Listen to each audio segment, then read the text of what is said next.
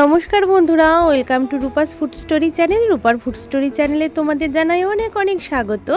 আজকে আমি বানাবো দারুণ স্বাদের লাউ চিংড়ি। আর লাউ চিংড়ি যদি গরমকালে দুপুরের গরম গরম ভাতের সাথে যদি থাকে এই লাউ চিংড়ির রেসিপি, তাহলে তো বন্ধুরা আর কোনো কথাই নেই, দুপুরে খাওয়াটা কিন্তু বেশ জমে যাবে।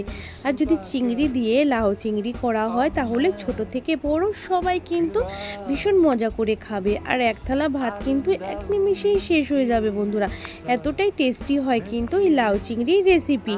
আর গরমকালে কিন্তু সত্যি ভীষণ ভালো লাগে, আমার কাছে তো ভীষণই ভালো লাগে বন্ধুরা। দেখো আমি এখানে সুন্দর একটা লাউ নিয়ে নিয়েছি।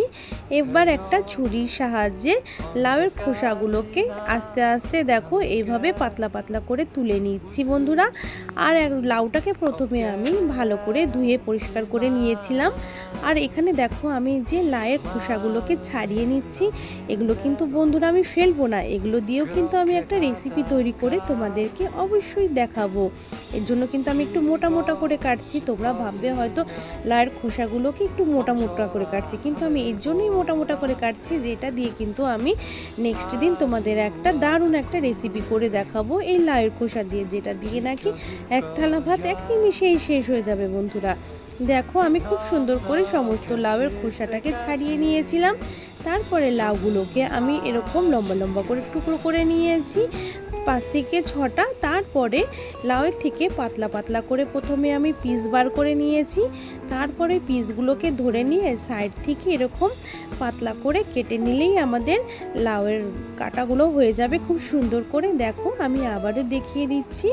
প্রথমে লাউটাকে ধরে সাইড থেকে পিসগুলোকে বার করে নিচ্ছি, তারপর সমস্ত পিসগুলোকে একসাথে ধরে নিয়ে এরকম সাইড থেকে পাতলা পাতলা করে কেটে নিলেই সুন্দর করে আমাদের লাউগুলো কাটা হয়ে যাবে।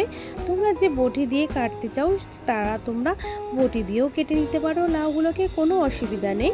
যার যেভাবে সুবিধা হয় তোমরা সেইভাবেই কেটে নিও, কোনো অসুবিধা নেই। এইভাবে আমি দেখো সমস্ত লাউগুলোকে কেটে নিয়েছি সুন্দর করে। তারপরে দেখো এখানে নিয়েছি চিংড়ি মাছ। আর চিংড়ি মাছগুলোকে আমি আগে থেকে খুব সুন্দর করে ধুয়ে পুরো পরিষ্কার করে নিয়েছি। আর ওপরে সমস্ত খোসাটা আমি তুলে নিয়েছি। খুব সুন্দর করে আমার চিংড়ি মাছটা ধোয়া হয়ে গেছে। এবার আমি চিংড়ি মাছের মধ্যে দিয়ে দিচ্ছি সামান্য একটু লবণ আর সামান্য একটু হলুদ।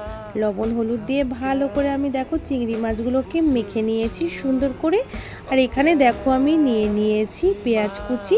এখানে আমি 2টো বড় সাইজের পেঁয়াজ কুচি করে নিয়েছি আদা বাটা, নিয়ে নিয়েছি জিরে বাটা, ধনিয়া বাটা, আর আমার কাছে লাল লঙ্কা ছিল, পাকা পাকা লাল লঙ্কাগুলোকে আমি বেটে নিয়েছি। তোমরা চাইলে কাঁচা লঙ্কা দিয়েও করতে পারো, কোনো অসুবিধে নেই বন্ধুরা। তারপরে দেখো এখানে আমি একটা কড়াই গরম করতে বসিয়ে দিয়েছি। কড়াইটাকে ভালো করে গরম করে নিয়েছি। তারপর কড়াইতে দিয়ে দিয়েছি আমি সাদা তেল। সাদা তেলটা দিয়ে তারপরে ভালো করে একটুখানি খুন্তির সাহায্যে নেড়ে চেড়ে নেব। পুরো কড়াইটার মধ্যে একটু ছড়িয়ে নিয়েছি, এর ফলে মাছ ভাজতে গেলে কোনো অসুবিধা হয় না, আর এবং মাছগুলো লেগেও যাবে না। তারপরে দেখো চিংড়ি মাছগুলোকে সুন্দর করে আমি তেলের মধ্যে দিয়ে দিয়েছি। এবার মাছগুলোকে একটু নেড়ে চেড়ে নেব, তেলের সাথে মিশিয়ে নিয়েছি। তারপরে একটু ওয়েট করব হালকা একটু লাল করে ভাজার জন্য বন্ধুরা, একটু ওয়েট করতে হবে। আর চিংড়ি মাছ দিয়ে লাউ চিংড়ি হলে কিন্তু কোনো কথাই নেই, কতক্ষণে ভাত খেতে বসবো সেই চিন্তাটাই হয়। আর দারুণ লাগে কিন্তু বন্ধুরা খেতে। দেখো কথা বলতে বলতে আমার লাউ চিংড়িগুলো লাউটা কিন্তু লাউয়ের যে চিংড়িগুলো দেবো সেই চিংড়িগুলো কিন্তু হালকা করে ভাজা হয়ে গেছে বন্ধুরা। তাই এরকমই আমি রাখবো, খুব বেশি কড়া করে ভাজবো না। আমার প্রায় চিংড়ি মাছগুলো দেখো ভাজা হয়ে গেছে। তোমরা যদি আমার চ্যানেলে কেউ নতুন বন্ধু হয়ে থাকো তা আমার চ্যানেলটাকে অবশ্যই সাবস্ক্রাইব করে নিও, পাশে থাকা বেল আইকনটা প্রেস করে দিও, যাতে নতুন নতুন ভিডিও তোমাদের কাছে সবার আগে পৌঁছে যায় বন্ধুরা। দেখো চিংড়িগুলো তো আমার ভাজা হয়ে গেছে, তার চিংড়িগুলো আমি নামিয়ে নিচ্ছি কড়াই থেকে সুন্দর করে নামিয়ে নিয়েছি বন্ধুরা। তারপর আমি তেলের মধ্যে দিয়ে দিয়েছি সামান্য একটু জিরে ফোড়ন দেওয়ার পরে তারপরে দিয়ে দিয়েছি এখানে আমি পেঁয়াজ কুচিটা দিয়ে এবার আমি হালকা করে একটু নেড়েচেড়ে ভেজে নেব বন্ধুরা। খুব লাল করব না, তবে নেড়েচেড়ে নেব যাতে পেঁয়াজের কাঁচা ভাবটা দূর হয়ে যায় এবং পেঁয়াজটা আমার হালকা করে সুন্দর ভাজা হয়ে যায় বন্ধুরা। দেখো এইভাবে নেড়েচেড়ে নিচ্ছি বন্ধুরা।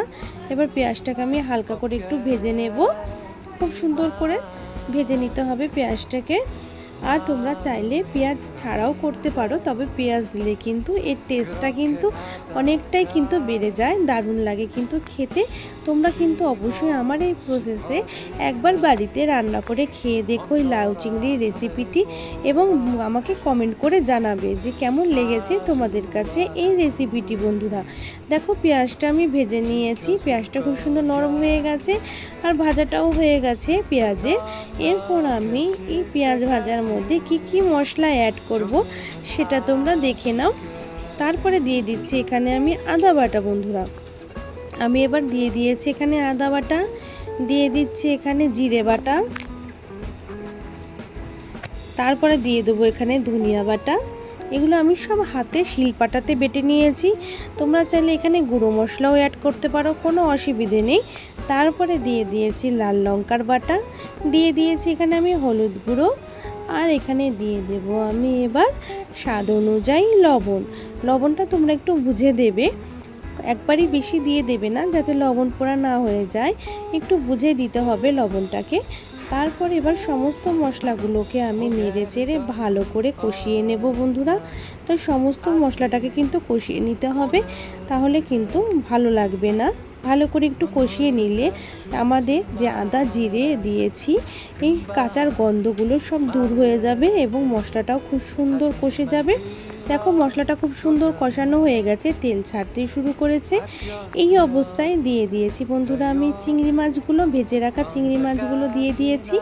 তারপর চিংড়ি মাছগুলোকে দিয়ে আমি সুন্দর করে মশলার সাথে একটু কষিয়ে নিতে হবে। বন্ধুরা তোমরা চাইলে পরেও দিতে পারো, তবে আমি কষানোর সময় চিংড়ি মাছগুলোকে দিয়ে দিয়েছি এবং মশলার সাথে দেখো কষিয়ে নিচ্ছি চিংড়ি মাছগুলোকে। এর ফলে এর স্বাদ কিন্তু আরও অনেকটাই বেড়ে যাবে। তারপরে আমি যে লাউগুলোকে ছোট ছোট করে কেটে রেখেছিলাম এই সমস্ত লাউটাকে আমি কড়াইয়ের মধ্যে বন্ধুরা দিয়ে দিচ্ছি। তারপরে আমি খুন্তির সাহায্যে সব মশলাগুলোর সাথে লাউটাকে কিন্তু মেশাতে হবে।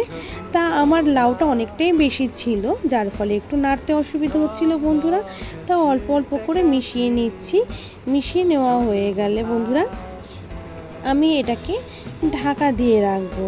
আর ঢাকা দিয়ে রাখার ফলে লো ফ্লেমে ঢাকা দিয়ে রাখতে হবে, তার ফলে কিন্তু লাউটা অনেকটাই নরম হয়ে যায় আর তখন কিন্তু নাড়তে একদমই অসুবিধা হবে না। বন্ধুরা দেখো আমি এখানে লাউটাকে ঢাকা দিয়ে রেখেছি, এবার লো ফ্লেমে রেখে দেব আমি 5 থেকে 7 মিনিটের জন্য। দেখো কত সুন্দর লাউটা কিন্তু নরম হয়ে এসছে, অনেকটাই কিন্তু দেখো মজে গেছে লাউটা। এবার আমি আবার সমস্ত মশলার সাথে নেড়ে চেড়ে লাউটাকে মিশিয়ে নেব। দেখো আস্তে আস্তে লাউয়ের থেকে কিন্তু জল ছাড়তে শুরু করেছে বন্ধুরা, তোমরা নিশ্চয়ই দেখতে পারছো। আমি এইভাবেই সুন্দর করে লাউয়ের সাথে সমস্ত মশলাটাকে নেড়ে চেড়ে মিশিয়ে নিচ্ছি বন্ধুরা। এইভাবে তোমরাও কিন্তু সমস্ত মশলার সাথে লাউটাকে এইভাবে নেড়ে চেড়ে মিশিয়ে নিতে হবে বন্ধুরা। তো আমি খুব ভালো করে দেখো মিশিয়ে নিয়েছি। এবার আমি আবার ঢাকা দিয়ে রাখবো, খুব সুন্দর করে লাউটাকে সেদ্ধ করে নেব। ঢাকা দিয়ে রেখে দিয়েছি আমি বন্ধুরা। আবার 10 মিনিট পরে আমি ঢাকনা খুলে দেখাচ্ছি। দেখো কত সুন্দর লাউটা একদম সেদ্ধ হয়ে গেছে আর কতটা লাউয়ের থেকে কিন্তু জল ছেড়েছে। আমি কিন্তু এর মধ্যে কোনো জল অ্যাড করিনি। তোমরাও যখন রান্না করবে এরকম ঢাকা দিয়ে রান্না করবে, দেখবে লাউয়ের থেকে যে জলটা ছাড়বে সেই জলেই কিন্তু লাউটা খুব সুন্দর সেদ্ধ হয়ে যাবে, এক্সট্রা করে আর কোনো জল দিতে হয় না বন্ধুরা। তারপর আবারও আমি ঢাকা দিয়ে আরও 5 থেকে 7 মিনিট একটু রান্না করে নেব বন্ধুরা, যার ফলে নিচে যে অনেকটা জল ছেড়েছে এই জলটা অনেকটাই শুকিয়ে যাবে লাউয়ের থেকে। দেখো আমি ঢাকা দিয়ে রেখেছি 5 থেকে 7 মিনিট পরে এই ঢাকাটা আমি খুলে নিয়ে তোমাদেরকে আমি সুন্দর করে দেখাচ্ছি। দেখো ঢাকাটা খুলে নিয়েছি, ঝোলটা কিন্তু অনেকটাই গাঢ় হয়ে এসেছে বন্ধুরা। এবার সামান্য 5 মিনিট একটু ভালো করে হাই হিটে নেড়ে চেড়ে নিলেই কিন্তু ঝোলটা কিন্তু অনেকটাই টেনে যাবে সুন্দর করে। দেখো আমি এবার সমস্ত লাউটাকে সুন্দর করে নেড়ে চেড়ে মিশিয়ে নিচ্ছি বন্ধুরা। দেখেছো কত সুন্দর হয়ে গেছে, রঙটাও কিন্তু খুব সুন্দর হয়ে গেছে আর লাউটাও সেদ্ধ হয়ে গেছে। এবার এখানে আমি দিয়ে দিয়েছি ধনিয়া পাতা কুচি, যেহেতু এখন খুব সুন্দর ধনিয়া পাতা পাওয়া যায় আর ধনিয়া পাতা কুচি এখানে দিয়ে আমি সমস্ত লাউয়ের সাথে আবার সুন্দর করে নেড়ে চেড়ে মিশিয়ে নিচ্ছি বন্ধুরা। দেখতেই পারছো তুমি খুব সুন্দর করে দেখো নেড়ে চেড়ে নিচ্ছে আর খুব সুন্দর কিন্তু একটা সেন্ট বেরোচ্ছে। দেখো আমাদের লাউয়ের রেসিপিটা কিন্তু রেডি হয়ে গেছে। লাউ চিংড়িটা খুব সুন্দর রেডি হয়ে গেছে, একদম পুরো রেডি। এবার আমি তোমাদের একটা প্লেটে সার্ভ করে দেখাচ্ছি বন্ধুরা। দেখো কত সুন্দর কালার হয়েছে, দেখতেও কত সুন্দর লাগছে। তো আজকের ভিডিওটা বন্ধুরা তোমাদের কাছে কেমন লেগেছে? যদি ভালো লেগে থাকে ভিডিওটাতে একটা অবশ্যই লাইক করো এবং ভিডিওটাকে বেশি বেশি করে অন্য বন্ধুদের মাঝে শেয়ার করে দিও। আর আমার চ্যানেলটাকে তোমরা যদি এখনও সাবস্ক্রাইব করোনি তাহলে অবশ্যই সাবস্ক্রাইব করে নিও, পাশে থাকা বেল আইকনটা